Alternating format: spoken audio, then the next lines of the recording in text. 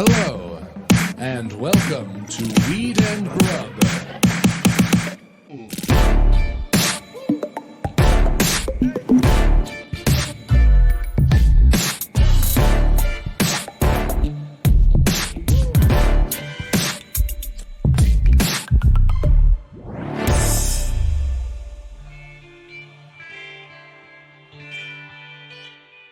Plugs up top. 419, The Comedy Store, 9:30, Mike Glazer, ringing 420 in with a fabulous show, amazing lineup. Who's on there? 10:30. Oh, 10th. Sorry. I fucked up plugs right off the top. You were like, do you want to do them? And I said yes, and then I'm blowing it. We both have to get better. Hit him again with it, Mary Jane. Okay. Plugs up top. 419, a 10:30 show at the Comedy Store with Mike Glazer, featuring an incredible lineup of comics, including Becky Robinson, Matt Edgar, Brian Moses, Temisol, Billy Wayne Davis, a surprise guest brought to you by Urban Leaf Dispensary, which is right next door to the Comedy Store. So as we ring in 420, hop on over to Urban Leaf, buy yourself a blunt, use code Glazer23, get a big fat percentage off, and then come to the show. And then the very next day at the Ice House in Pasadena, we have a 9:30 Weed and Grub live show with Lindsay Adams, Brian Babylon, and Jenny Zagrino. And it's going to be such a blast. We had an incredible time bringing our live show to SF Sketchfest, and we're going to do it again for all our lovely friends in LA. So head on over there to get your tickets. Our link is in the show notes. Yes, and I also want to add, thank you all for listening. Please tell a bud about us, because we just saw our chart information about where we are on the comedy. Bert Kreischer, we're coming for you, baby. We cracked into a new level this past week. We got a little pop. We got a little pop, and it's because of all of you leaving reviews, listening, telling more buds about us, following us on Instagram and YouTube. So thank you. And the machine, you're about to be broken. I'd also like to thank Snoop Dogg up top, because I think talking about him and his antics at WrestleMania are part of what gave us that little pop, because people want to hear about that guy, man. So Snoop, if you're listening, we're ready for you anytime. You would be our ultimate guest. I'm done with the... Yeah, we're going to wrap it up after that. Yeah, after that, Seth Rogen's like, can I come on? And I'm like... No, we had... we had Snoop, We had the goat. Those are good plugs. Nice job. Yeah, nice job. Do you want to get into the actual episode now? Sure. All right, then I'm going to hit this. Okay. But and then are you going to say hello? Yes. Hold on. You're going to take a long time. Oh my God. So I'm just going to sit here and vamp while you smoke that, and then you can hand it over. I'm going with glass pipe again. Oh, you're trying to make glass happen? I've tried to bring glass back. That's like making fetch happen. Did you ever see Mean Girls? Of course. That's not going to happen. You don't think glass is on the comeback? Is Fetch Mean Girls or Clueless? Clueless. Shit. I got that fucking wrong too. It's okay. I'm just blowing it. No, I got your back. That's what we do together. We take care of each other. But yes, I am trying to make fetch happen. You're trying to make glass happen. I saw you pull out that pipe a bunch when we were running around downtown LA on the weekend, and people were like, what are you doing, man? That's crazy. That's a crazy move. Anytime you see a glass piece get busted out these days, it really is a double take. Yeah, because you've either got tech, like a beautiful Puffco Proxy or something like that, or, like a PAX, or you've got a nice blunt or a pre-roll. But like pulling out a packed bowl, that's such like a weird fucking wook move. You know what I mean? It's funny you say that too, because I kept offering it to everyone. Yeah, and they're like, no thanks. Yeah. I don't have any lip sanitizer with me. You'll smoke my joint, but you won't smoke my bowl. Hand it over. I'll smoke this bowl. What did you pack it with? Stony Moose from Alaska. Ah, thank you. I'm down to the very last couple of bags of Ketchikan Stony Moose. Oh, I can share some with you. I still have a little Tupperware full. Man, it's just an all-day vibe for me. As I'm editing this special, I'm smoking Stony Moose, and it's a heck of a combo. I'm enjoying it. Which one is this? What flavor? That is the end of the runts, and I can't remember the exact name. Uh-huh. Yeah. It's delicious. Thank you. So thank you for smoking my bowl. You're welcome. Trying to make glass happen. I'm trying. I think it's time for it to come back. Tech has had... Well, first, what up, Mary Jane? How's it going, Mike? Good. Welcome to Weed and Grub, everyone. This is a podcast about comedy, cannabis, culture, cooking, calling shit out, and smoking out of glass, evidently. Yeah, actually, I'm going to say chaos. And chaos. We saw some really wild shit this past weekend that I cannot wait to get into with you. Yes, it has been a chaotic swirl. Holy smokes. It's been fun. I've had a great week. I have too. Birthday swirls and then downtown swirl. Yeah. We celebrated your birthday this weekend, and we also saw some shit that I will never forget. Well, let's get into it. We are here in Petty Cash Studios, so if you're watching our YouTube, you can see that we've now got photos. So Mark, if you could, producer Mark, put up our... Oh, great. There's our poster. Yeah. Come to our show at Ice House. Yes. I'm sorry. I have to finish this thought. Okay. I think tech has had its day unless you're Puffco, and glass is back. I'm just calling it now. I don't think glass ever went anywhere. Yes, it did. Nobody's carrying around bongs and glass pieces anymore. Maybe a Sherlock here or there at a festival, but nobody has a glass piece in their pocket. They never did, though. I have it. I keep it in my hoodie. I have never seen anyone run around with a glass pipe. It's a dugout, a blunt, or a joint. Well, I need a dugout that'll fit this glass bowl because why don't you it's just just get a loose. chillum? Because it's still either way, it's loose in my hoodie pocket. And so at the end of the night, I just have ash all over my pockets. Yeah, it sounds like a terrible move, dude. You sound like you're being like a messy ass fucking stoner weirdo. Why don't you get like a nice glass chillum and a beautiful little dugout? I have one. Why don't you use it, you lunatic? Because You're the one who's like constantly mad about things being messy. In fact, you just, as you got up and like crossed this room to go out and get something in the other room, you were like, there's so much shit. Like, I don't know if you thought you were saying it under your breath, but No, I was knew like, I Mike, said it loud. Jesus Christ. There's like, wires and cameras and I there's have stuff. I have Why are you problems being with messy? wires. Yeah, why are you being messy with your weed? I don't because glass is back, baby, and I'm standing by it. I don't think glass ever went anywhere, and I'm standing by that. I just think it's a home situation. You know what I mean? Yeah. Like pajamas never went anywhere either, but you don't see them out in the world. Nobody wears pajamas. I wear pajamas. You don't go naked at night alone? No, oh my God, dude. What are you kidding me? There's fucking serial killers out there on the loose. I need to be fully clad at all times. Oh, wait, are you wearing shoes to bed? They're next to my bed in case of an earthquake. You know about that, right? No. You should always have a pair of shoes next to your bed in case of an earthquake, because one of the first things that can happen is that things will fall off the walls and shatter, and then you're walking on broken glass and bare feet while you're trying to like save your animals. So I sleep in pajamas with shoes next to my bed. Yes. What a great tip. I never heard that, but I will actually do the same. What a great tip. Earthquake safety. Don't let your car gas tank get less than half full. Always have, I have propane and weed and Xanax and tampons and toilet paper and a sleeping bag and a tent and a bunch of stuff in my car at all times. Yeah, I'm prepared. And you sleep with all of those commemorative glass plates all around your ceiling, loosely hung on shelves. That's right. Just propped. Yeah, just leaning a bit. Yeah, because I'm a commemorative plate collector. I also love the little spoons. So that would be real tough on the toes. Yeah. Understood. Just broken glass and tiny spoons. Would you get booties for all of your animals in a situation like that? Archie has booties and he refuses to wear them because he's a very good dog, but he won't have it when you put things on his feet or his face. And Bobo is just like made of fossilized cat granite or whatever it is. So he's like impervious to anything. Agreed. Yeah. Okay. Good tips. Yeah, good. This was a great start with this good weed. See, I'm saying loosey-goosey. It's probably the glass bowl is probably what's getting us so happy if I were to guess. That Stony Moose weed is fantastic. Mark, if you don't mind going to our first picture so we could talk about this weekend that we had, the swirl. Thank you to Courtney for setting it up. Courtney Nichols is our friend who invited us to the opening of the Moxie AC Hotel in downtown LA. It was a friends and family situation. And we got to stay for 2 nights to kind of experience everything that the hotel has to offer in advance of it actually opening to the public. So it felt kind of like a real world situation because it was just like all of Courtney's cool, crazy friends. And then I guess a bunch of other normies who we didn't really interact with. Well, and I will get into why in a moment. Yeah, we'll get into why in a moment. But I don't want to start talking smack before we celebrate the good. We have to say all of the good things. It was such an incredible time. The location of this new Moxie AC hotel is so perfect too because it's across from Crypto Arena. So if you're going to see a Kings game or a Lakers game or anything and stay at that hotel, oh my gosh, you can just really turn up and like fall out into the street and then go to LA Live. Like it is the prime downtown location, as we discovered by making a bunch of new friends and running around downtown together all weekend. Yeah, it was so, I just really missed my days of like really running around like that and doing this. And it just made me sort of open my mind up to doing that again now here in LA with new friends, because it's my favorite thing to do is just like run out into the night and see what happens, you know? And that's so what we did. We hung out with, shout out Amanda Savage. So fun. And her Olivia, compadre. Sliz, James. Yes. What up? All the fucking fun and cool people.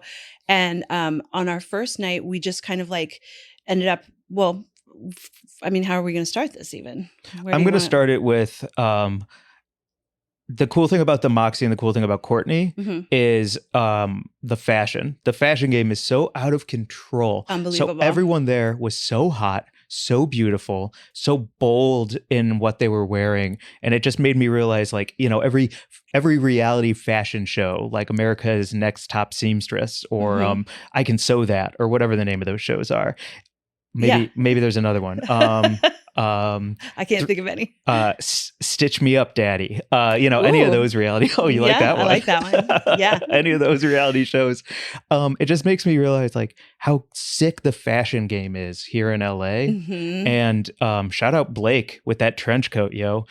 So everything about the Moxie made me feel hip and cool, but also made me realize maybe some black jeans from the Gap ain't enough these days. So 2 pairs of black jeans from the Gap. That's all I own is 2 pairs of black jeans. I definitely need to level up my look. And for my birthday, I actually put a bunch of stuff on a credit card and had it delivered to my house. And I was so excited to wear it this weekend. Speaking of Blake's fucking awesome trench, I ordered myself a trench because when we were in Paris, I saw this woman walking down the street and she had the look I wanted. It was like powerful, comfortable, sexy, just like had all the vibes. And it was like high-waisted, wide-legged pants with like really fucking cool sneakers, a long trench, and then like a kind of clingy top. And she just looked so fucking great. And I was like, I'm going to get myself like some high-waisted, wide-legged pants and a trench. And so I ordered it all online and it came. And the pants, great. The trench coat made me look like Paddington Bear. How so? What do you mean? Because it was so big. It was so oversized that it was swimming on me. I'm not a small person. Currently, I'm not small at all. And I'm very curvy. And so I ordered a size that I thought would fit me. Evidently, that size is way bigger than I actually am. Papa Bear. Yeah, it looked crazy. And the sleeves were really long. I was like, is this made for a giant? So anyway, I had to return it. But I am excited. I've like set my sights on getting like cultivating a cool new look that involves great outerwear and some statement pieces. Heck yes. We got to go. Also natural fibers. I'm throwing everything that is not like cotton or linen or any other kind of natural fiber just the fuck out.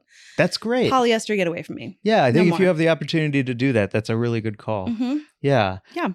Okay, so we have covered how great the Moxie is and how great Courtney is, and we will get back to our new friends in a moment. And you can also see how great Courtney looks. I don't know if you can accurately see it in this photograph, but like she always looks so incredible, and she's always wearing pieces that are just in and of themselves like a piece of art. It's very cool. This She sweater is a was walking like, piece of art. She absolutely is. This was a sweater that had like these incredible standout cherries that were like big sort of pom-poms all over. It was fucking, she's sexy. And then sexy beast. the drama happened. Then the drama. I mean, listen, it was opening weekend. Everyone was getting their sort of sea legs. Open bar. Everyone who was working was just like truly like doing everything for the first time. Like I think the kitchen was truly putting out food for a big crowd for the first time. The bartenders were serving, people who were really clamoring for drinks for the first time. It was all first time stuff.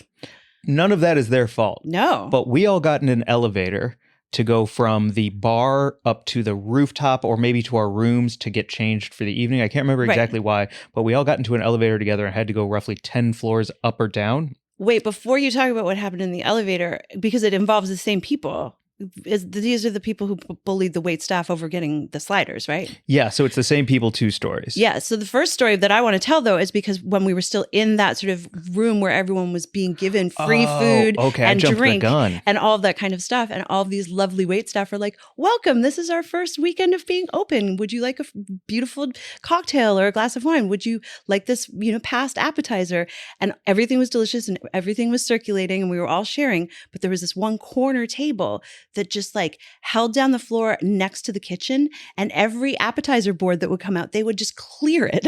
And there were these sliders that were coming out. Everyone wanted to get a slider because that was kind of like the, You know what they were? The premium app. What? They were like the prison guard who's right at the front gate, so that any prisoner who tries to escape just gets mowed down by a machine gun immediately. There was no app that escaped them. I was so excited at one point when I saw the door open to the kitchen and one of these lovely servers came out and he tried to pass their table with a tray full of sliders, and they flagged him down and they took all of them. And I was like, yo, you can't bully the wait staff into giving you that whole tray. That's for the room. And then if you saw their table, they had small plates filled with the bruschetta, filled with the chorizo tacos, filled with sliders. They were like buffeting themselves. It was totally like. And this sweet server can't say no. I have to go to other people. No, I remember looking at you and saying, like, I used to work. There was a place in New York that I worked that did a lot of catering of holiday parties, and it was sort of a similar vibe. Like there was always, the swirl, and everyone's like waiting for things to come around, and then there's always like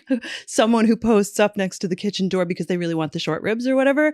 And I just remember having to be, of course, like gracious and like, yes, oh, I would love to get, oh, you're looking for the smoked salmon? Let me just check on that for you, and like trying to accommodate them. But also like, it's not like a la carte, like it's just past apps at a party. So I just fully remember how that felt. And I looked at this server and I saw the pain in his eyes because he saw me look at the sliders, and I could see that maybe he was going to try and get one to me, but then he couldn't do it.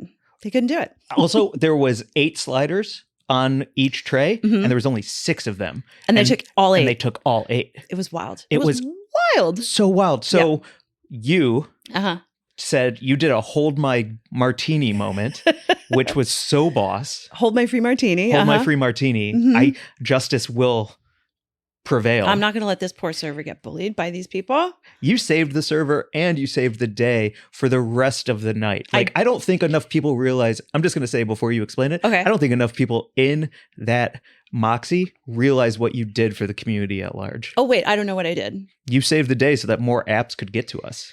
Oh, how did I do that? Because you stood up for the common man by fighting for sliders. Okay. Well, I did get a slider. And it was delicious. So I'm trying to tee you up for an epic tale like Batman. Oh, well, I'm not going to lie about it. I just got a slider and ate half of it and handed you the other half and felt satisfied. That's what happened. Kind of anticlimactic, but no, these people were just wild. Let me tell it. Okay. Let me tell it. Go ahead. So we're standing there, and you have your martini, and I have my glass of Sauvignon Blanc, and they keep getting all the sliders. They took 8. Even though there was only 6 of them, and then he had to leave again with an empty tray. He came back out with more. They flagged him down again, took more of them, and you said, hold my martini, I'm getting us a slider. And you went over there, and you interrupted, and they all looked up at you like, what is she doing? And you took a slider off of his thing, and turned around and walked away, and they all mean mugged you as you walked back to me. And then you took a big fat bite of that slider and grabbed your martini and took a swig. And then you said, would you like half of this? And I said, I would love half of that. And we ate that slider together in triumph over that greedy table. And then the next time that guy came out with sliders, he could avoid them because you showed the need and the demand of sliders in the entire bar and not just for those greedy pigs. Okay. I hope that okay. That's what I saw. Great. It was awesome. Thank you. It was awesome. I didn't see the mean mugging because my back was to them when I was walking towards you. So if they were, in fact, giving me evil looks from behind my back, I didn't actually know that. The nut lady was. Oh, the nut lady. Okay. So this is part 2 of this story of this group of people. So then we exit this area to go to a different part of the hotel because we're exploring the whole thing. There's like, I think when the whole thing opens, my understanding is that there's going to be a nightclub on the rooftop. And then there's a whole floor where there's just going to be a ton of restaurants, like 8 different restaurants. And then there's a pool and a fitness center. Like I guess most hotels have that, but it was just like running around, very fun and exciting to see all the different spaces. So we were leaving to go to another part of the hotel. I don't remember which part. I'd taken mushrooms at this point. Things got a little blurry, but in a fun way, in a sparkly way. We get into the hotel elevator. They're just 4 of us getting onto the elevator to go to another area. And then the nut woman, these like slider bullies, these this group of people they're slider who may bullies. Be very lovely. Nope. I truly don't know, but it was 2 interactions over 2. They're slider bullies. Yeah. So the slider bullies get onto the elevator. That's a lot of them. I think there were 6 of them, like you said. So now we're 10 people packed onto this elevator. Again, the hotel isn't open. Like they could have waited for like 30 seconds for another elevator to come. It's not like either it was for a busy all of them night. or split in half and you're all going to the same place. It was really weird the way they all packed on. Oh, and I remember that it was so crazy because we were only going 1 floor down. We were just going 1 floor down. So all of a sudden we're like all crammed into the back of this elevator with all of these people deep in front of us, wedged in. The doors close. We go down 1 floor and then we're fighting to get off. And as we're fighting to get off, we notice that one of the slider bullies has taken an entire bowl full. We have a picture of it here. An entire bowl full of Marcona almonds from like the little free sort of olive and cheese and snack station that was on offer at the bar. So these Marcona almonds were in a big bowl with a spoon on offer for anyone who wanted to come up and make themselves a little cheese plate with a cracker and a wedge of cheese and an olive. This woman had taken the entire bowl. I mean, it was probably $100 worth of Marcona almonds. Yeah, it was filled to the brim. Yeah. Marcona almonds I buy them sometimes as a treat, like twice a year. I'm like, oh, it's, like a Christmas or something. I'm like, this $20 4 ounce of Marcona almonds. It was truly like an astonishing amount that not one person could never eat that many almonds. What was she going to do? Like dump them into her cosmetic bag? I don't know. Just the boldness of lifting an entire obvious for everyone situation and then taking it back to your hotel room is so obscene and insane to me. Totally. And then I think she might have done it out of spite because she saw you get on the elevator. She was like, "You're going to take our sliders, and I'm going to show you what could happen." Oh, and they followed us out and then like jammed us up. Uh-huh. Yeah, it did feel like fairly aggressive. The whole thing felt like it was a very strange encounter. I don't know who they were. Hopefully they also had a great time. I mean, they're either, I don't want to know who they are. Okay. They're slider bullies. They're not for me. But it's just like the boldness of those kinds of people makes me so uncomfortable because a part of me wishes I was that because it's a level of confidence or obliviousness or both that allows you just to be the most selfish human being on earth and only think about that. Yeah. And a part of me wishes I had that so that I could be a slider bully instead of being like, oh, maybe they'll come over here next time, just being like, I need all those sliders for my crew. Yeah. And I'm going to be a hero. Yeah, it's so interesting that you say that sort of idea about like just making a conscious decision to not care about how it makes other people feel. I just had someone comment on a post that I had made on Instagram that when she switched from being progressive to being conservative, she was like, when I switched from left to right, I noticed how much less miserable I was. And I was like, well, yeah, because you just went from caring about other people to not caring about other people. Of course, that's much more comfortable for you. Yeah. But, I don't think it's a good choice. Yeah. I feel like that also ties in hand with like this Gerard Carmichael joke where he talks about how he used to be left and then he started making a lot of money. Right. And all of a sudden the right made a lot more sense. Of course. Right? Yeah. Because you take care of you take care of yourself, at least financially. You retain your assets. Yeah. I'm not obviously not doing his joke. He's very funny. But that was the premise was that. Yep. Like thinking about me first. Right. Yeah. Before we go on, I realized, Mark, we didn't put a timer up, but I don't even remember. I don't know how long we've been talking now.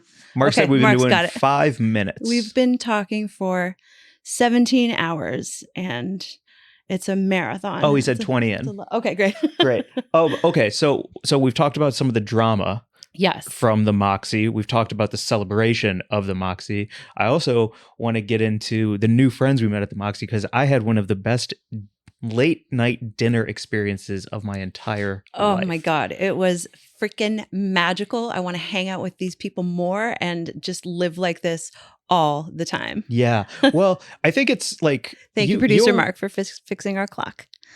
Sweet.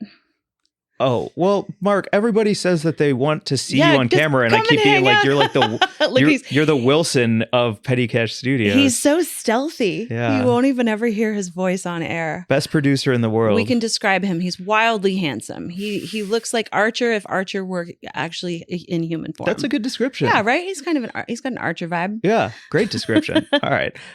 So we took mushrooms. Everyone was smoking out of my glass bowl because they were like, "Man, it's so cool that that's what you bring around." Oh my God. And then all of us. And I had a doink. I smoked a red Congolese doink. Yeah. That Amanda gave me. That was real nice too. Mm-hmm. And we all separately had the same idea, which was I've always wanted to go to Pine and Crane, which is this of note restaurant here in LA. I think there's 2 locations. It's a Taiwanese place that's just fucking bomb. And so I have quite a few things to say about this place. But first of all, we got in there. We rolled in like around 9:20. The place supposedly closes around 10, but we rolled in like 10 people deep, grabbed a bunch of menus. You order at the register, and then they just bring everything out to your table, IKEA style. It was such a good time because they gave just all 10 of us one number, even though we had all ordered and paid kind of separately. So all of the food just came out super, super, super family style. And even though we were just meeting these people, like everyone was sharing everything, and it was so fantastic. Yeah, plates of pork were getting passed left and right. There was a shrimp ramen dish that was going around. What Crispy were those? daikon was Crispy daikon. so delicious. Fuck, that might have been my bite of the night. Oh shit, sorry. That's a Doughboys thing. Sorry, I listen to them so much. I love them so much. Bite of the night? Bite of the night. That's Okay. a Mitch thing. Okay. That might have been my Does he have it trademarked? No, but it's his own idea. What? It's a That's my cream corner. Yeah, thank you, producer Mark. My cream corner is that fried daikon with whatever that seasoning was. Oh, it was so creamy and crispy. Mm-hmm. Yeah. Wait, please. but the night before we went to Pine and Crane, we had this savage moment happen where we were hanging out.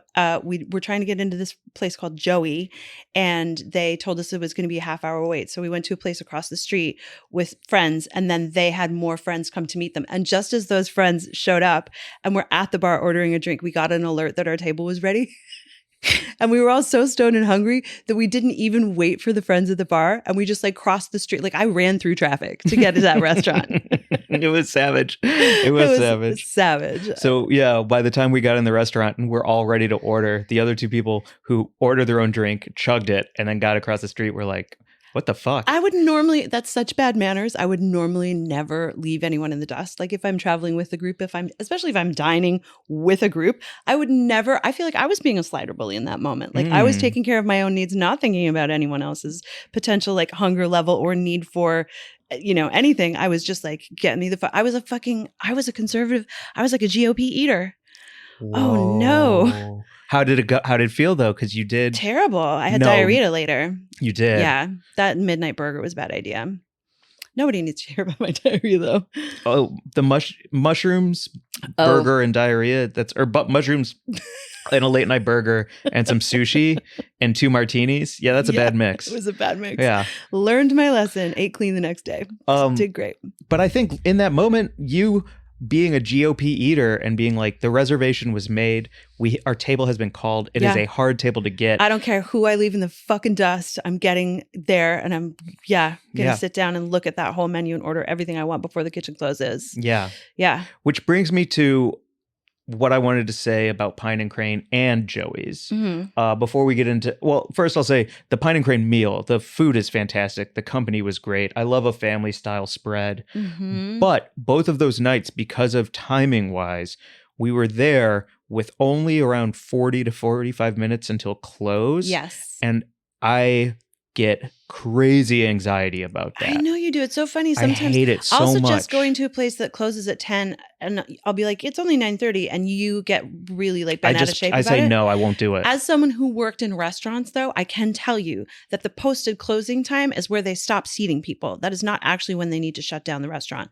Like I worked at a place where the closing. Look at Mark. Yeah, Mark. I worked in restaurants for 20 years, dude. Mark's going crazy over there. I'm not saying I liked it, but if the posted closing time was 12 o'clock and someone walked in at 11:45, we would seat them as though it was 8 o'clock and we would give them the attention that we would give to a table that was seated at 8 o'clock. And I know it makes you crazy, and not any restaurant worker who's listening to this is like, yeah, fuck a table that walks in at 11:45. But I'm not going to I'm not going to walk in 50 minutes before closing. But like this place, I would have walked in half an hour before and stayed until 10:15. That's fine. I think that if it closes at 10 and it's 9:30, you can't go. Oh, God. I really do. Well, we really disagree. Because it makes me so anxious. I'm truly like looking at the clock. I'm like, oh my God, it's going to be 10. It's going to be 10. We have to eat real quick and get out here because they want to go home and I don't want to bother them. And I don't want to see, I'm such a progressive that I guess, yeah, I'm a GOPer when it comes to restaurants and you're a fucking lib. You care too much about the restaurant workers. And I'm like, they're fucking making money. What are we doing? I'm going to live them a nice tip. Mark is going to kill me when we walk out here. Mark said the 9:30, if it closes at 10, only. Is to go only. That the last half hour is an only to go time. Well, okay. We can actually, I would love to hear from folks who listen to this podcast, your thoughts on this, because there are so many different different ways of thinking. Like when I worked at the NoHo Star, which was the place that closed at midnight, we actually were not allowed to technically lock the door until 12:05. And I think I've talked about it on here. There was one rich photographer dude who lived across the street, and he would stroll on in at 12:04 and order a fucking medium rare steak and a bottle of wine. And it was just infuriating. But, you know, I would just send everyone home and I would stay as, you know, with one server. I was a manager at the time. And it made me crazy, but also, you know, that's just what you deal with. So I guess I'm, wow. Yeah, because I'm super Republican when it comes to that shit. And you drive me crazy with it. Sorry. Because the two things that drive me the craziest about you that I've also tried to learn to accept and go with the flow with, because I know that sometimes my anxious bullshit is a little unwarranted and out of pocket. Definitely. And I'm aware of that as well. But like you wanting to go to a restaurant at 9:30 that closes at 10, and then I'm like looking around at 10:08 and we're the only people in there and you still have half a glass of wine. That is not ever the case. That is never the case. That is an absolute fucking lie. 10, I will 15, never we're out of be there the by last 10. table in a restaurant. That is where I draw the line, Mike. That is a fucking lie. Okay. I would never be the last table in a restaurant. I will walk into a restaurant. I'm sorry, I'm pointing at you. I'm getting very, very Good. upset about that. Yeah. I would walk into a restaurant at 9:30 and order, you know, a dish that I feel like they can appropriately prepare and serve to me in the half hour before closing. And then I will finish my glass of wine in that 15 minutes after closing. But I certainly won't be the last table, and I'm never going to hold up anyone from going home. Ever. So if it was like 10:06 and they close at 10 and we were the kind of the last table in there, it would be time to go. And I would have paid the check and I would be finishing my wine. Absolutely. But if there are like 5 other tables in there, I'm going to take my time. See, okay. Even with those 5 other tables there, I don't want to be in the mix with that riffraff. I don't want to be in the mix with these selfish GOP eaters who are just like, well, if they're here, I'm here, and if I'm here, like that's how we get into bandwagon bullshit, man. And next thing you know, it's an hour later, and there's 6 tables, and now it's over. Totally, I don't disagree with you. I also just feel like I put in my time in restaurants for 20 years, where truly, like I started working in restaurants, I think when I was 17 or 18, and I worked my last brunch shift when I was 38. Like I was, you know, there. Yes. So I feel like that's part of it. And also like I'm a great tipper and I'm nice to servers and I don't send things back and I'm never going to be disrespectful and I'm never going to be too loud and I'm never going to be the one who's like bitching because you're out of something. Like I'm a good customer, and I feel like what I bring to, you know, a place is like, that's the payoff, is that I can stay a few minutes after closing if I'm not the last table and if I'm enjoying my last bites. And I think that is where we differ, that I can work on and maybe you can work on, we can meet in the middle, is your ability to enjoy those last bites and enjoy your last sips of wine and actually sip them and not gulp them. And for me, I'm like, okay, I'm going to set my alarm for 9:59 and then you better start chugging and I better start scarfing because we are out of here in the next 60 seconds. Because I can't enjoy the meal after the posted closing hour. I can't enjoy it anymore. It's time to go. Okay. That's Noted. how I feel. This is where we'll have to meet in the middle. Yeah. So this is a great place for people to chime in, like Allie did with bananas and my brother and everything else. Yeah. Yeah. Where do you stand on restaurant closing etiquette? Is this a good spot to read our latest letter that we got? Oh, that's perfect. From a friend? Yes. Actually, yeah. Mark, if we can skip ahead in the pictures, we'll get back to those. We've got to skip. But there it is. I'll pull it up. Yeah, we've got a fun letter. And thank you everyone for writing in. We've actually been getting more letters lately. And if you have something to say, you can always slide into our DMs at Weed and Grub on Instagram or email us at wg@weedandgrub.com. We love hearing from y'all. So what up, Eric? How's it going? Thank you for your letter, Eric, from Richmond. So I'm just going to read some of this. Good morning, Mary Jane and Mr. Glazer. Stumbled upon your podcast and feel like we've been chatting together for years. So connected. My wife and I are your East Coast soulmates. Nice. Oh, that's awesome. I feel like, LOL. You both literally leave me laughing out loud while providing a wealth of information. Super, super excited about MJ's fellowship and how much she is radiating, talking about the history and all the information she has learned. We're about to get into more of that, actually. Yeah. And at 55, it has me thinking about cannabis programs as well. Cool. We're semi-experienced cultivars. I worked on a cannabis farm and lived, I don't want to say these places, worked on a cannabis farm, and I have 4 plants for personal. Can't transport more than an ounce at a time, but we are doing what we can. I'm going to skip a little of this because I don't feel comfortable saying it on the pod. Couple things about. He says, I got a couple of cookies cooking in the oven. And a side note, psilocybin for treatment. Very interested in MJ's experience, as it sounds reliable and legit. And my wife and I want to try it. Yeah. Cool. So maybe we can get into that a little bit, but I also just want to say, Eric, thank you for the letter. And also, you've been making some really cool comments on our YouTube and everywhere else. So just like much love to you and your wife, my two soulmates. Nice. Your soulmates too? Yeah. Okay. We're all soulmates. Sweet. Sparkle. Ketamine and psilocybin. I've been getting some really wonderful psilocybin microdoses lately at like 200 milligram capsules. I've gotten them from a couple of different spots. I got some from one of our new friends this weekend and really enjoyed those. And then also there's another place, and I just it's really interesting to try different people's microdose capsules that they're making and how they how I experience them. And it's really helping with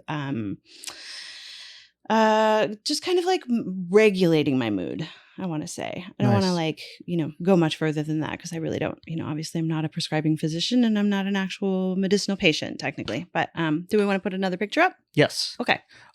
Because I also just realized that, Mark, can you go backwards, please? I realized the parts that I wanted to skip were also in that picture. They were on the screen. Yeah, they were on that screen. So moving on. That's why I was looking at it and you're like, I'm not going to say that. And I was like, well, it's fully in the video. So anyway. This is why I'll never get away with a crime. Yeah. I'm never going to be a good murderer. You're I'm way never too going to nervous. be. You're so nervous. You won't stay in a restaurant past the moment that it's posted closing. When I'm too considerate. Mm-hmm. You know what I mean? Truly. I do think about that sometimes. I think that you're too considerate. I think I'm too considerate. Overly considerate? Yeah, to the point where it's unnecessary. I would push back against that. I think I'm too nice. I don't think so. I think I'm That's one thing bit that of I a saint. wouldn't say about you is that you're too nice. No? I think you're nice, Uh-huh. but I don't think you're too nice. Okay. Also, I don't think you can call yourself too nice. You can never really self-diagnose. I was thinking about this the other day. I was like, I'm a good person. I'm a nice person. And I was like, it's not up to me. I got to let other people draw their conclusions about me and then hopefully let me know if I'm fucking up. But I can't really know whether or not I'm a good person. I just have to do my best all the time. Truth. Yeah. And not get pushed around. And truly, truly, truly do your best. And then hopefully you will understand how well you're doing because of the returns that you get in friendship and love and general sort of goodness in the world. That's what lets you know, not because you tell yourself. I actually heard someone say the other day, just randomly, I heard this girl say, she was like, her friend was running late to meet her. Mm-hmm. And she said, well, that's okay because that means I just get to spend more time with my favorite person, me. And I was like, what a wild thing to say. Is she funny? I don't know. I just overheard it. It was at a cafe. And I was like, what a crazy thing to say that you're your own favorite person. I'm so uncomfortable. That's where my anxiety kicks in. I have massive anxiety around what other people think of me. Right. Well, you couldn't even tell the slider story good. And I thought it was pretty badass. And you're like, and then I got a slider. I don't know. I just get worried that people are just going to be like, shut up. That's not how it happened or whatever. That's exactly how it happened. I have wicked anxiety around that. That's where my anxiety lies. Is where? Around how I am perceived by other people and what other people think of me. And it's a lifelong journey to work on it. It's not like I'm not working on it all the time, but I'm still aware of the fact that it there's a lot of shit that gets into my head about oh no, what would that person think if I did X, Y, and Z or said X, Y, and Z? Interesting. For sure. So a lot of your anxieties are external coming internal. You're thinking about the outside world coming back and how it's perceiving you. For sure. Yeah. Okay, because all of mine is internal, mm-hmm. and it makes me vibrate at a level that I can't really deal with the external. Yeah. So we really are the flip of the flop. I think we're also, I think, very sort of traditionally speaking in very binary terms. I think that's quite masculine and feminine because I think that I was sort of conditioned at a young age to really worry about what the world thought of me and how I was seen by society. And that's just the reality, I think, of, moving through the world as a woman who grew up in the, 80s and 90s, like that for certain. Like, I think it's a little different today, not necessarily better. I think social media is its own fucking magnifying lens of hell. But I also think that kids are not necessarily raised to believe in societal conditioning in the same way. And then your sort of like internal is like your own self first. Yes. Is what sort of like is traditionally, I think, thought of as fairly masculine. Interesting. Mm-hmm. I don't want to go too much deeper because we would have to start talking about the internet instead of your fellowship. But that's Yes. Interesting. I don't know. Yeah. Yeah. High thoughts. Well, Just rambling. I just like last night I was at the Hollywood Improv Mm-hmm. and I couldn't talk to anyone. Like I couldn't bring myself to like talk to anyone. I didn't know where to stand. I didn't know what to do with my hands. Everyone there is so nice. Everyone's like, "What's up, dude?" But I truly like couldn't get words out of my fucking throat. What if you came up with something really cool to do with your hands, and then that was like an icebreaker? Like, what if you just did this? Oh, that'd be fun if I'm just like doing peace signs. Yeah. Yeah, little like what are they? Finger like tutting? this? Finger tut. Yeah, if I'm always finger tutting. That's an icebreaker. What's that guy doing over there? Let's go talk to him. He looks interesting. Yeah.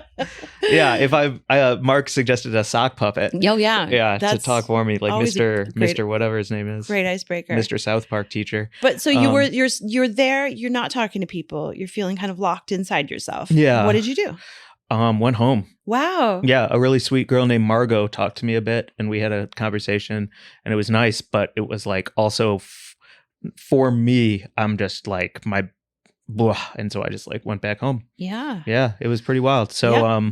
But putting yourself out there, I guess, is the first part, and the second part is getting good at finger tutting. So Fucking great. if I can- Social anxiety is absolutely alleviated by finger tutting. I truly believe this. This is the cure. I love that you're not a doctor, so you don't want to go into ketamine. But if it comes to my own personal anxiety, Yeah. finger tutting is the prescription. Watch a TikTok or two, pick up some tricks, and I promise you, it's like card tricks, everyone who does card tricks. Oh, there was a magician at the hotel too. Did you see the magician walking around doing sleight of hand? Yeah. That was fun. It Yeah. was just such a fun weekend. All right, fellowship. What's Okay. up? You're an A+ student, I Mary wanted Jane. to bring you a little update about some stuff that I'm learning at the fellowship. Oh, can you go back for a second, Mark? Because I'm going to get to this in a moment. I just put up a lovely picture of cannabis that we took at the Stony Moose Gardens in Ketchikan because of this week in particular, the class. So we've had 2 weeks of class. The first was law and policy, and the second week was cannabis taxonomy. So like how it's named, nomenclature, and more biological stuff. And I learned so much. I actually sat here in Petty Cash Studios and took like 8 hours to like listen to all the seminars and turn in a term paper. And I wanted to just talk about one. There's so much that I've learned. In just these 2 weeks, it's really incredible. But the one thing that I learned that was the coolest was about why sativa versus indica is just not useful at all. And I think I found a way to talk about it that will help me sort of break it down in a way to be able to talk about it to anyone. And that's the next slide. This is cool because there have Thank you, been Mark. in the past year or so many people who have been actually sativa indica hybrid. Mhm. Actually, it doesn't exist. Actually, we can't use that anymore. Actually, that's outdated terminology. Right. This is the first time I've talked to someone who's in the middle of a scholastic scientific fellowship who is not just trying to like what I feel like is move some narrative to serve their product or brand. Right. This is purely academic. And the way that it was taught in this seminar, and then I had to actually do sort of like a nomenclatural review. So it's really helped me understand what the deal is. It's purely academic. There's no interest in here. The deal is cannabis, it's all one plant, right? Like hemp, sativa, all of the hybrids, they are all cannabis sativa. And that designation was given in 1753 by Linnaeus, who was like the dude who basically figured out how to name plants.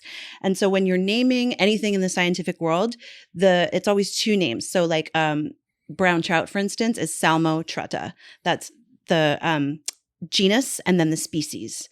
So and there are like a bunch of different, like above that there's like, huge amounts of scientific names and stuff. But when you're referring to any creature, plant, any species in particular, it's two words and it's always the genus and the species. So cannabis, the family is I think it's called Cannabisaceae, and that includes a bunch of other plants. And then cannabis is the plant, and it's designated as sativa. So that's the species, Cannabis sativa. Everything is Cannabis sativa. Hemp is Cannabis sativa.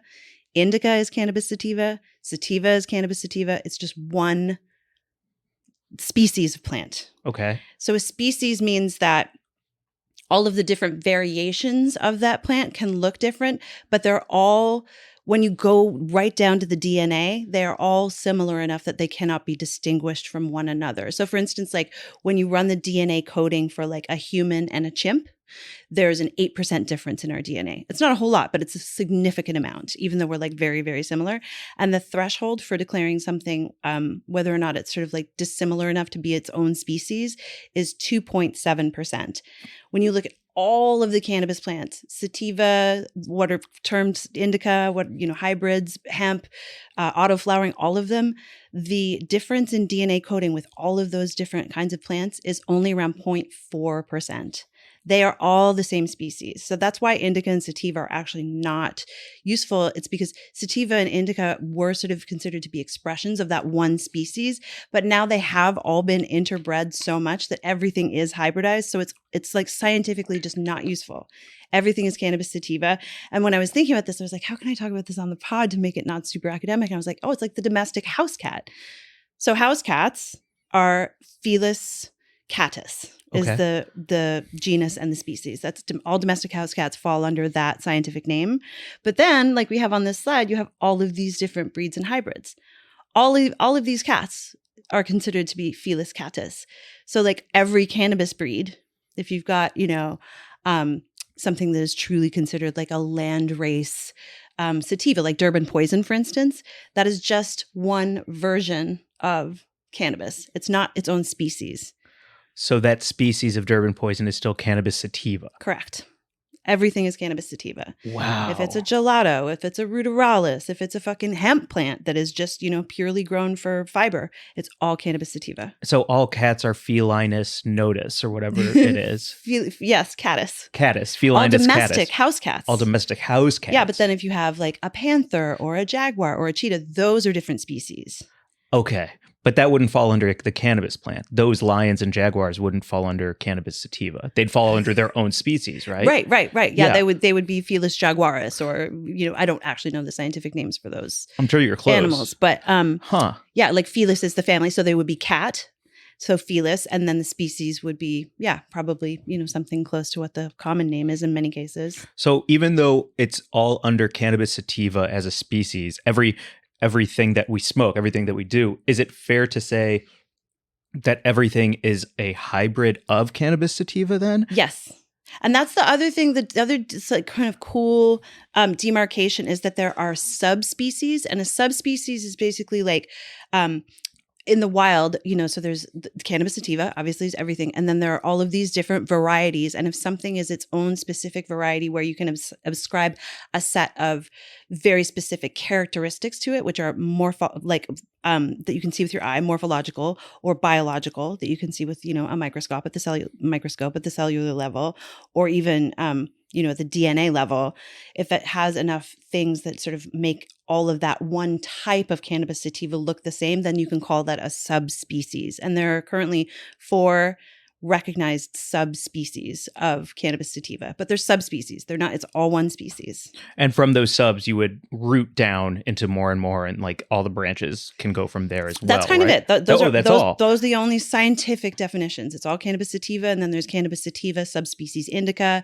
cannabis sativa subspecies sativa, and there are 4 total recognized subspecies. But it's not really taxonomically helpful to talk about them scientifically as anything other than just sativa, cannabis sativa. That was my next dumb question, is like, what do I do with this information now? Especially as either a consumer or, you know what I mean? Because everything is like, now we're in this state of the culture where it's like calm, comfort. Right. Oh, you need like a 75% THC indica doop bop boop boop, and it's $80, but it's worth it because of the sleep you're gonna get. Like all of this shit is going on in the market. So like what does this tell me? Oh, so that's an awesome question. So the great thing that we can now look at is really, like you're saying, it's about the cannabinoids. It's particularly about what the cannabinoids are going to do to affect you and what you're particularly looking for. If it is effect-based, you're going to want to look at the cannabinoid profile. And I think we already pretty much know this,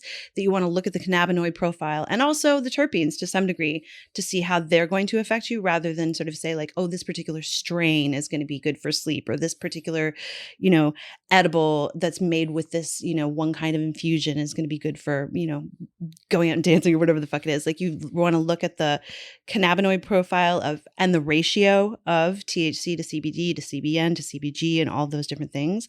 And also what the terpene profile is to some degree, because those will, I'm going to learn more about it this week because we're in chemistry now. I think the exciting thing about that is because for the people listening to this who have not been to a dispensary or seen like legal packaging, it's the most convoluted nutrition facts I've ever seen in my life. Like there's no correct way to write that nutritional fact the way that there is in the FDA for like cereal. Every cereal box, the nutritional facts are laid out in a very clean, understandable way. And on the side of a package of flour, it's a mishmash of bullshit half the time. And it's all such tiny print that it's almost not helpful unless you're carrying your jeweler's loop with you to the dispensary. So if we can actually move away from indica sativa hybrid and big up the font of terpene profiles and of these percentages, that is why something like this to me is valuable to learn. Yeah, because now we don't need it. You're looking for a Maine Coon? Okay, that's going to be like this particular combination of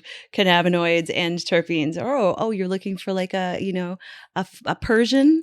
Like that's going to be this combination of stuff, but it's really not about sativa, indica, or hybrid, exactly as you're saying. And just also to know that like people who are doing research on cannabis just consider it all one plant with different expressions. And I think that that's not news, but it was explained to me in a way where I really, truly understood it. Well, it's news to me because I don't trust somebody who works in PR. Right. Unless they're also like Dr. PR. Dr. PR. You know what I'm saying? What a great name that would be. Well, we do know one guy who changed his name to, what is it? Dr. Olympic? Dr. Award Show. Dr. Award Show. That's true. We'll get to that another time. But we know a man who changed his name legit to Dr. Award Show. Great choice. Fucking hell, man. Anyway, this is so great to learn from us from like a scientific standpoint, because I don't have enough of that in my life. And you doing this fellowship is allowing me to trust things that I might already think I know, but I'm suspicious of why it's important. It's pretty neat. One other thing that we did learn that I thought was really cool was they studied the germination rate in because cannabis is largely transported. Cannabis seeds are transported by water. They're also transported by animals who are eating and then pooping. And just like sloths are responsible for the spread of the avocado, which I learned recently, because sloths were the only ones who were like eating and pooping out avocado seeds. Whoa. Large grass-eating animals like bison are in many cases responsible for the spread of cannabis. And there was a researcher at the University of Vermont who decided to see about the germination rate of seeds going through an animal, like what percentage of seeds would germinate.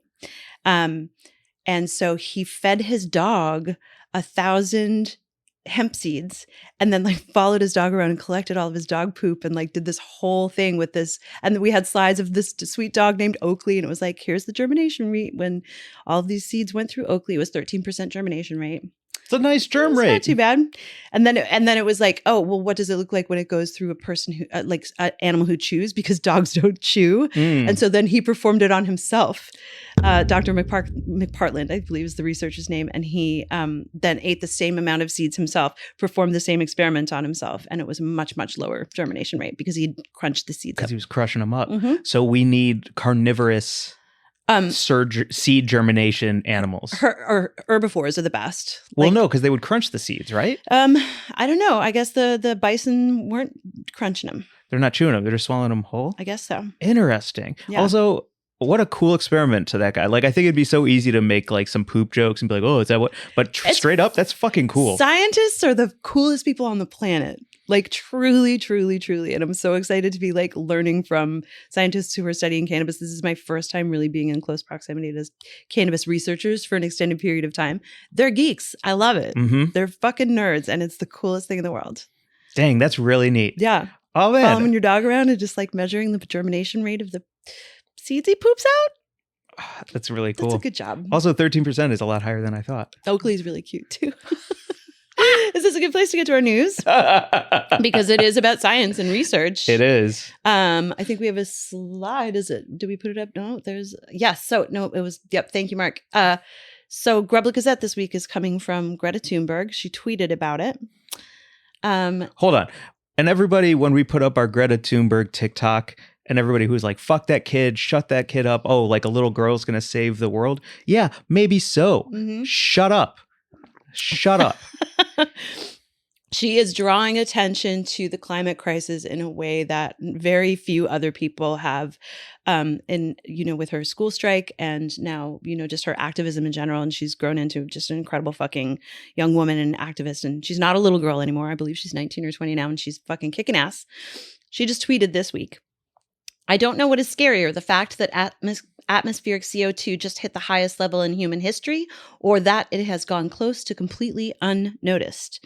And then she links to this graph where it shows that atmospheric carbon dioxide just hit the highest level in human history at Mauna Loa, which is in Hawaii, on April 6th, 2023, up 3.84 parts per million from 1 year ago. And I think it comes from the National Organization for Atmospheric Administration, which is at NOAA.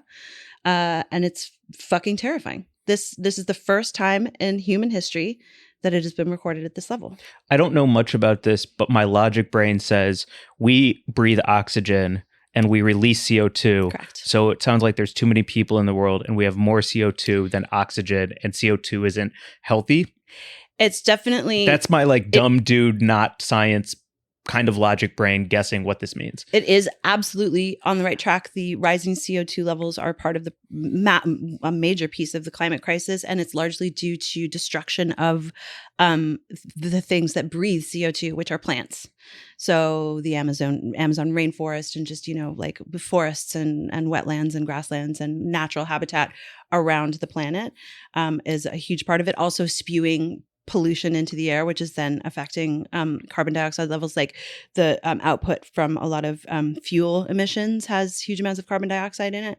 So it's not that we're breathing too much, but I think everyone should breathe once every 5 seconds. Everyone should breathe less. Breathe less. It's actually really, I do slow my breathing when I do meditation. They'll do and breathe out on a count of 5 and breathe in on a count of 5. And it feels really nice. So yeah, that's a Navy SEAL training thing. Breathe, under high stress situations, less? Focus on your breath, breathe less, and everything else gets more dialed in because you're just thinking about one clean thing. Clean meaning like a clean thought, mm-hmm. and it makes decision making that much more pinpoint and ability to not second guess. And yeah, breathing it's all breath work. It's all breath work. It all comes down to the breath. Okay, yeah. So everyone breathe less. Everyone breathe less, and we'll save the world. And also fight to save all of the things that we need to save as well, like the Amazon rainforest and our own local fucking parks and trees. I got a pitch. What? Well, you know how on that one episode we were talking about how we know more about Andrew Tate than the fact that the ozone layer is being healed? Uh-huh. I think we need more holes in the ozone layer now to let that carbon dioxide out. Oh yeah, that's a good idea. We need to poke a couple holes, let the CO2 out, stitch them back up. Right. We should, fuck the Montreal Protocol, ramp back up production of chlorofluorocarbons. Mm-hmm. More cows releasing methane farts. Yep. And just poke a couple holes in the ozone. We want that ozone looking like Swiss cheese. Yeah. And then once it all escapes and we can get rid of the pollution and stuff like that. Could we then also strap Andrew Tate to a rocket and shoot him out through one of those holes into the fucking Well, if we're going to do that, space. then I want them labeled with a point system. Right. And you're going to go for a million pointer because it's a smaller hole. But if you can slide him through that ozone hole rocket, then you win $1 million. Yeah. Strapping misogynistic billionaires to rockets to shoot them through ozone holes sounds like an incredible fucking pastime. Elon, you're next. Yeah, and then it's almost like you can do a lottery system for it. Listen, just like the lottery. And then if you aim your little rocket with a misogynist attached to it, and for your family, maybe you win $10 million. Maybe you hit the side and you brick. Who knows? Yeah, well, you could bank it. It could be like playing pool, or maybe it could be like playing pinball, which we did last week on my birthday. I wanted to play pinball, and we all went and played pinball. Thank you, everyone who came out. It was such a good time. And I wasn't as good as I used to be, but I felt pretty okay when I played Pinbot and I got the multi-ball because I made the thing open and I got the balls in. And then I didn't last very long with the multi-ball. I didn't get the high score, but that having happened makes me think that I might be able to, correctly projectile vomit Andrew Tate out of our atmosphere and into space, which is where he belongs. I love it. I think this is a fun idea to raise awareness about climate change. Yes. Strap a billionaire to a rocket. Fantastic. Bezos, we got so many. All those Russian oligarchs. I kind of like Bezos. You like Bezos? A little bit. I feel for him. I don't like him. I just feel for him. I've talked about it on here before. I don't need to get into it too much, but I have a soft spot in my heart for the bees. Okay, the bees can stay. Gates can stay. No, you don't like Gates? I don't trust Gates. Why? Because he was like a pal with Epstein, right? He's an Epstein pal. He's always buying up a bunch of farmland, and he's buying up a bunch of water, and he's buying up a bunch of secret things. That's and then right. He's like doing things that I feel like are low key, super like 1% of 1% of 1%er stuff for the future. Yeah. And he's just like, I'm just a weird glasses guy, but low key, I feel like he might be low key sinister. Okay. Yeah. They all are kind of sinister at that level, right? J.K. Rowling, sinister as fuck. I think there's also something about I think what we really need is we need the ability to become a billionaire in your late 20s, early 30s. Oh, no. Because I think by the time you're in your 60s and 70s, you're so late to the game on how the world really works. And now you're just land grabbing and being a real piece of shit for everyone to go on after you. Where I think that newer, younger generations who want the best for friends and family and to save the world because there's still hope in their hearts, that's who should have a lot more of the money to make the actual change. Because I've never met a billionaire. I know some rich motherfuckers and they're all in their 60s or 70s and they are stubborn. They are fucking stubborn. I don't feel like the bros who have billions who are in their 20s and 30s are better, though. If anything, I think they're worse because they have I don't know, youth on their side and nothing to care about. So they're just I feel like those are the misogynists. Those are the Andrew Tates. Hence the strap them onto a rocket. The younger you are, the faster you go. That's my point system. It's so funny how Brand cool and chill first. you are, but you want to burn it all down. Sometimes I wonder if you want to burn it all down more than I do. I'm a secret Republican who wants to burn it all down. God damn, I had no idea. And I'm a liberal who wants billionaire bros. Did we switch sides? I did. What happened this weekend? We had our birthdays and we did a Freaky Friday where all of a sudden I'm you and you're me. That's so funny. Oh crap. Well, okay. I had one more Where was MJ on January the 6th? Are you going to say January the 6th? Yeah. Oh, no, Mark. I was at the Capitol. Were you? Oh, yes. But you were trying to stop everyone. I was trying to stop everyone. You were standing at the gates. I was the human barrier between two barriers and I was facing off the shaman and I was like, get back. I'm protecting the government. I don't know what that would look like. I did fly to DC for the Women's March. I will say, I've definitely gone to DC for some stuff. I was at Obama's inauguration, which was one of the coolest things I've ever been to in DC. Yeah. So yes, but January 6th, I was in Chicago for that. Stay mute. In the streets of Chicago when all of that happened. It was powerful. It was special. I'll never forget that feeling. I look forward to the next time we are able to celebrate someone taking that office. Yeah. Truly. That's a good thing to look forward to. And I truly have hope there's a guy that I just followed on TikTok. Someone had posted about him and they're like, who's this 14-year-old Harry Styles yelling at me from his mom's kitchen? And he was like, actually, I'm 21 and it's my apartment. And if you're mad that Gen Z is fucking here and we're not going to shut up about it, get fucking ready. And he's so progressive and he's just screaming about women's rights on TikTok and Twitter. I can't remember his name. Cameron Moe, maybe. Anyway, it was thrilling because he's saying everything that I'm so excited to hear from a young white dude. And I was like, oh my God, he's showed up and he's like, he's pissed about fucking gay rights. He's pissed about women's rights. He's pissed about civil rights. He's pissed about all of the shit that all of the right wing are doing. And he's like a young TikTok star. And Cool. I was like, okay, I'm not as terrified all of the time when I sort of see that bubbling up. The fact that the Gen Z activists are showing up in Tennessee right now in wake of the shootings. The fact that those two young lawmakers, the black lawmakers who were expelled from the Tennessee legislature, are looking likely that they're going to get their seats back. Like there are things moving in the right direction. So. Excellent. Yeah. And the more rockets we can use to get the bad guys I got out of rockets here. ready for fucking days. I love that in your perfect world, we save the world and we save the climate by shooting more rockets in this space because long term. If you're a problem, you get strapped to a rocket and fucking launched. She's more of a monarch than we thought. Good Yeah, God. I wouldn't be good in charge at all. I would be making arbitrary decisions based on how I feel about you, which is truly not good for anyone. Do we have time to get to this thing that I wanted to bring up so. before we do Buds of the Week? Absolutely. Okay, because you were inspiring to me with all of your fellowshipness that I wanted to kind of do my own research into something. And I follow Complex pretty closely. It's all the things I care about: hip hop, sneakers, fashion. And they just posted something from a book in 2017. And I'll get to it in 1 second, but I just wanted to say what this is photos from school lunches around the world. Okay. And we'll start here at the US, but hold on 1 second, Mark. But it's important because you were like, cite your sources. I'm learning how to cite sources in science. And so what this was actually by Sweetgreen, which is the restaurant. Okay. And what they did, just to clarify what we're about to look at, was they wanted to show the disparity between American student lunches and those of other countries by photographing what would be in typical school lunches from around the world. It's a representation of what those lunches look like, pulled from a bunch of different school lunch programs and comparing data from real photos that students had posted to social media platforms. So it's a lot of data being pulled to show what a typical school lunch would be in each of these countries. Great. And it just made me like kind of excited to do my own research into something I'm interested in. So for the US, if you're watching our YouTube, you already see it. But if not, it's chicken nuggets, a cookie, peas, mashed potatoes, ketchup. And maybe peaches? So it look like a little fruit cup. Fruit cup, but it's like corn syrup, right? Yeah, those things are sweet as hell. Like those, what are they called? What's the brand?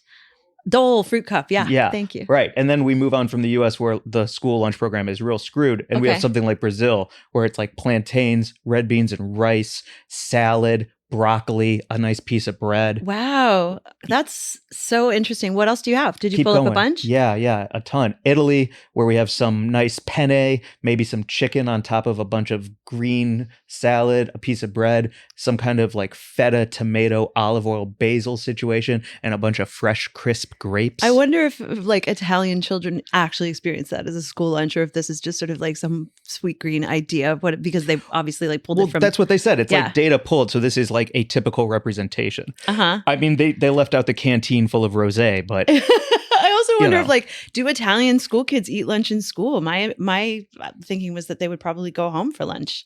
Right? Like I feel like don't think so. Like in a lot of, when I lived in Paris, a lot of the school kids would go home for lunch. It was so interesting because they really live like they go to the school in their neighborhood.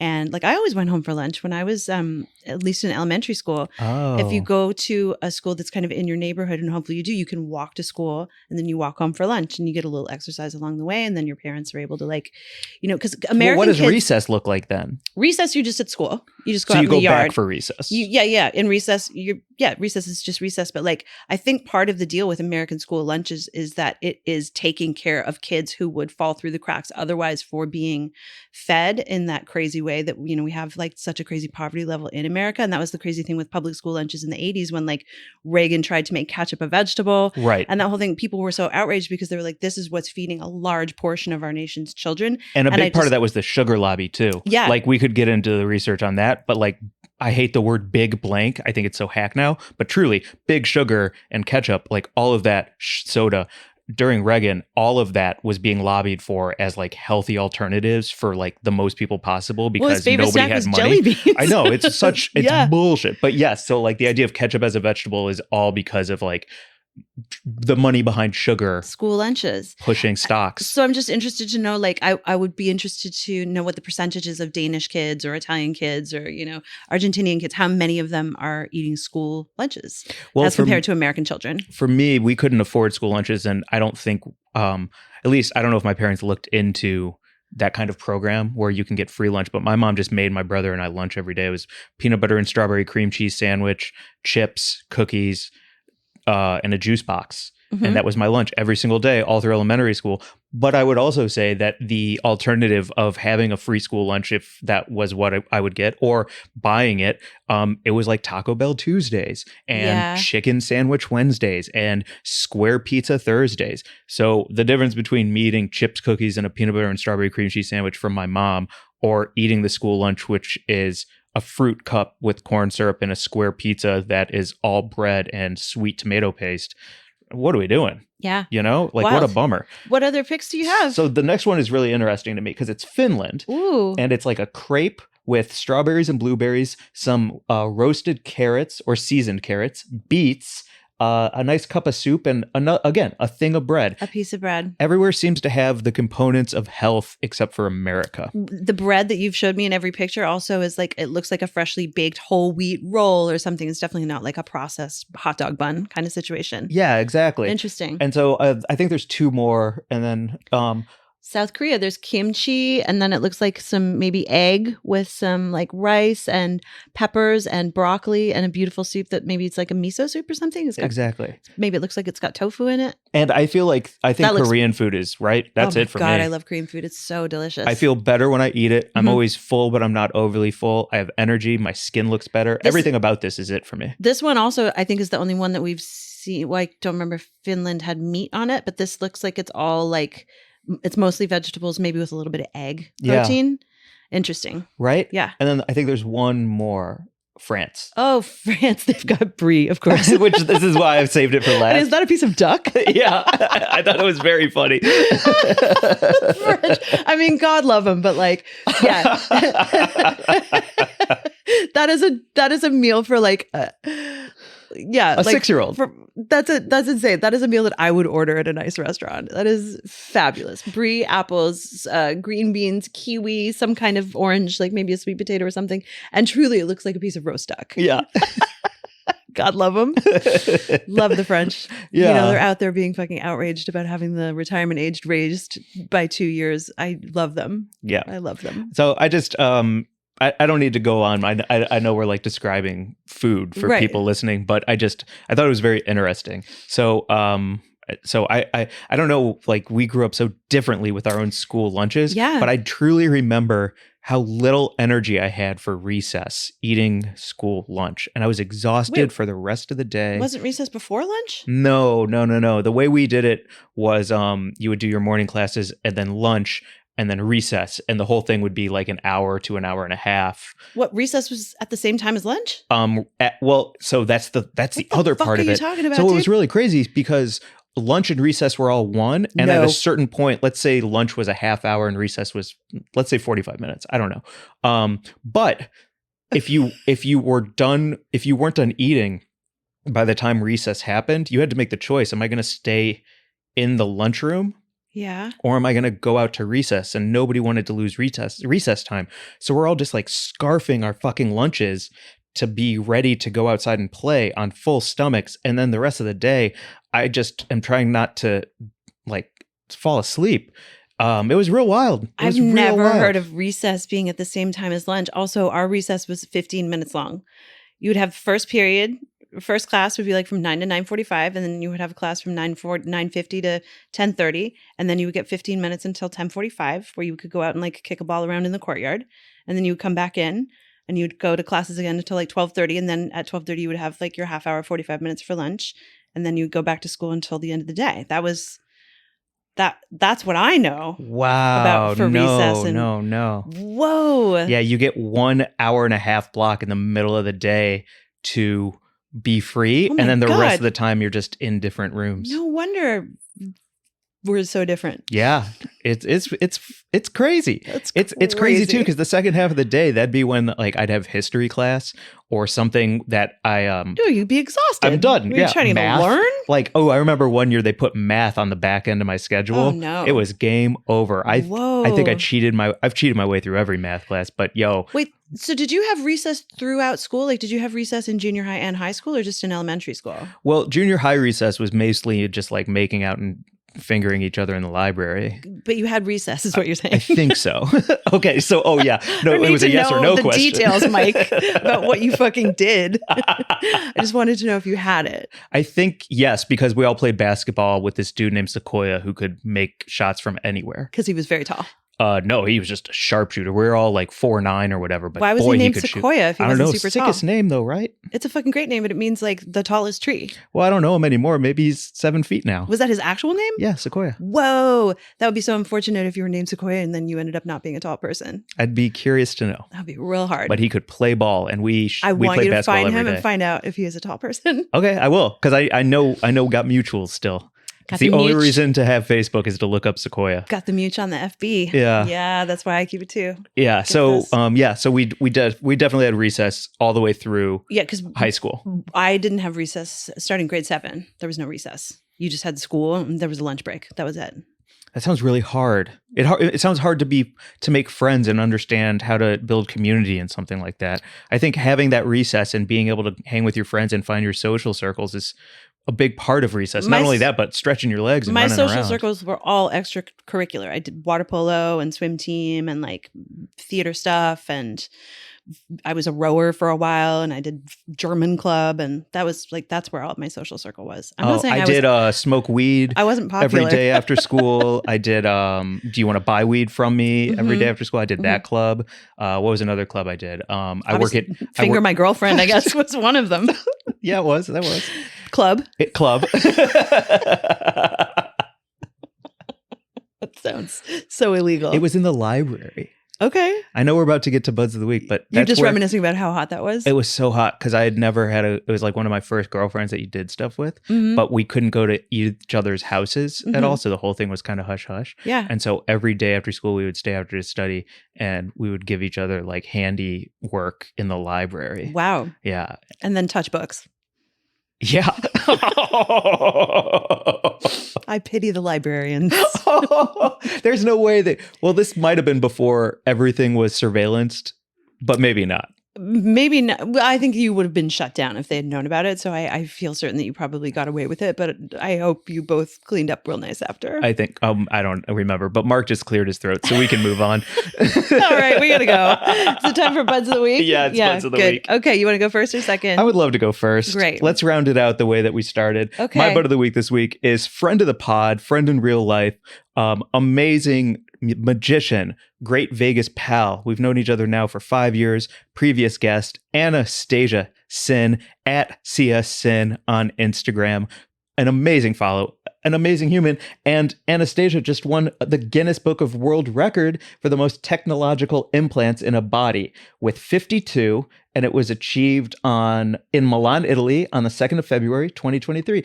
Anastasia Sin, congrats on being in the Guinness Book for all of your technological implants, you cyber human, you. She's, when she was showing us all of the cool things that she could do with all, like she's got magnets and like RFID cards, and she can store information on various, like I can only imagine she can do so much more now. Like, what are these implants doing, Anastasia? If I can remember correctly, and I'm doubting I do, she has like a computer in her leg, in her thigh, and she can program that computer to link up with her phone and also a some kind of thing in her hand, so that she can actually wave her phone in front of her leg and it can call 911.